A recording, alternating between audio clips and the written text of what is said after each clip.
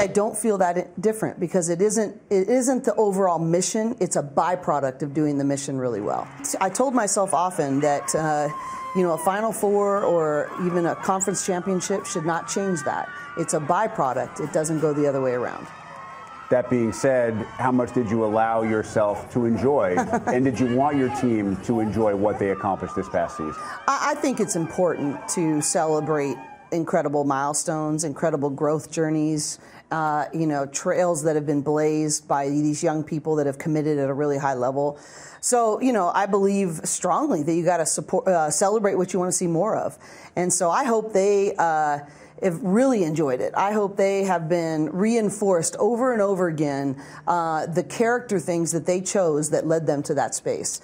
In terms of the ending of the season, what's your belief in either wanting players to be motivated by what happened in the national semifinal or to kind of burn it and forget about it? No, I think you have to learn. I think that's what having a growth mindset's all about, is that you take everything that happens to you and you turn it into an opportunity to learn and grow. We did not perform at our best. Not only did we get our butts kicked a little bit and got humbled by UConn, and credit to them, they were playing the best basketball, no question about it. We have a responsibility to be able to play our best when our best is needed. Whether we would have won or not I'm not sure. And I'm not sure anyone was going to beat them at the way they were playing.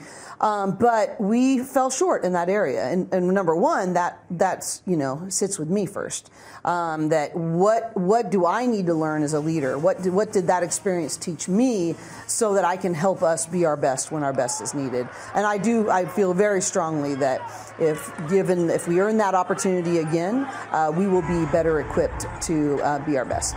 Lauren Betts last year, not just in her growth as a player, but in her growth as being something of a different person on the floor. Yeah, person on the floor, person off the floor. And I actually think they fed each other, right? As she, I would not have been able to share my story the way she did, with Sports Illustrated, with ESPN, on national scales. And then be able to go on the court and be the best player every night, that the scouting report starts and ends with you. And I think that as she made those courageous steps off the court, it actually gave her a sense of purpose and confidence on the court. But, she's a generational player, and I know that term gets thrown around a lot. I have not used it with anyone else I've coached. And she has the mobility of a guard. She's got an incredible basketball IQ. She has got great touch. She's competitive. The only person that can get in the way of Lauren Betts being the #1 pick next year is Lauren Betts. Obviously, she has other returners with her who have been there and done that, and you have some of that veteran leadership and players that know what this program is also all about. But you'll have some new faces as well, and one that kind of jumps out to me is Charlize Ledger-Walker, who obviously missed all of last season with the injury, but during her time at Washington State was terrific, and actually I believe suffered the injury in the game against UCLA. What will Bruin fans see from her this season? Well, I don't know if this is true, but it gives you a sense of how good she is. I had a WNBA coach at our practice recently, and they said, I think Charlize Ledger-Walker might be your second best player. She's just got an incredible feel. We have the luxury of having a lot of really great players, Kiki Rice and Lauren Betts and Gabriela Jaquez, and the list goes on. And, some players play it like a scientific formula.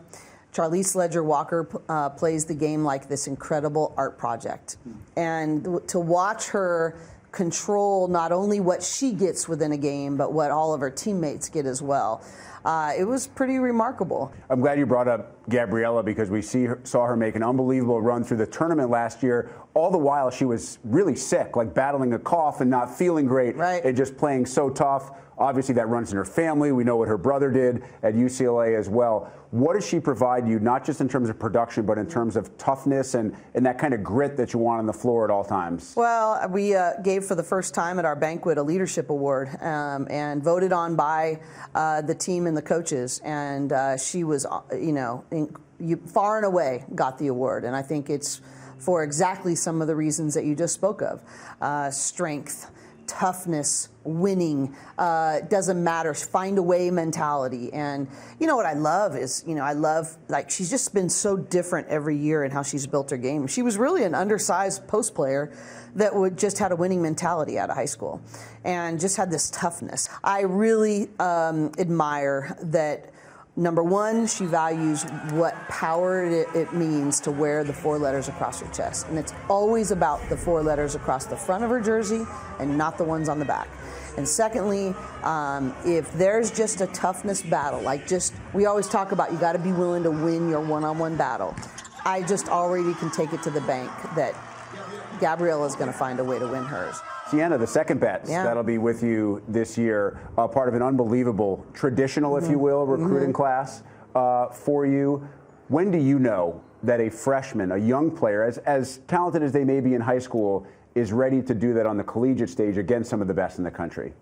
How they hit their first wall. What do they do and how do they respond when they hit the first wall? And what I mean is, what used to work that now doesn't work at this level. When all of a sudden you used to be first and you're given the same amount of effort and now you're last. And every freshman, goes through it. And I always say you're going to want to quit a dozen times and transfer a dozen times, minimum your first year.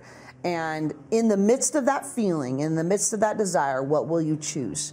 And Sienna will be no different. She's got an advantage that she's watched her sister's journey.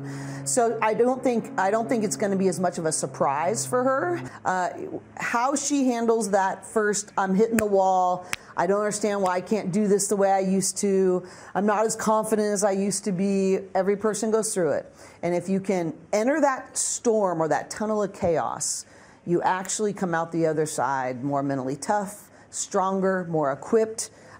If you let it, it will refine you. If you let it, it can buy you a ticket to a place you would not have been able to go otherwise. Cori, I asked Lindsay a similar question, and I know I spoke to both of you about this last year as you were going into your first year in the Big Ten, and everybody looked at your program and Lindsay's program as the two that were going to kind of be carrying the Big Ten. Well, you ended up carrying a lot of the country as well, being inside the top 5 for almost the entire year. What's it been like to be a coach in this city at this time in women's college basketball? There were many moments where I just had to remind myself to stop and go, I'm getting to coach in this environment, in this time and place, and experiencing these tipping points for women's basketball in such a unique way. Everybody used to tell Lindsay and I both that you'll never build great enthusiasm and support in such a big city with so much competition for the entertainment dollar. And it also goes to show what you can accomplish if you take off your own institutional hat and you lock arms with someone, and in this case, my biggest rival, and say, hey, let's grow something together. Yeah, we're going to want to compete like crazy, and those 3 times a year in this case that we played. But outside of that, let's grow girls and women's basketball in LA. Let's grow the enthusiasm. Let's sell out our arenas together. Let's sing each other's praises. Imagine that for the sake of the growth of the sport. And we've done that. And that is a privilege to be a part of.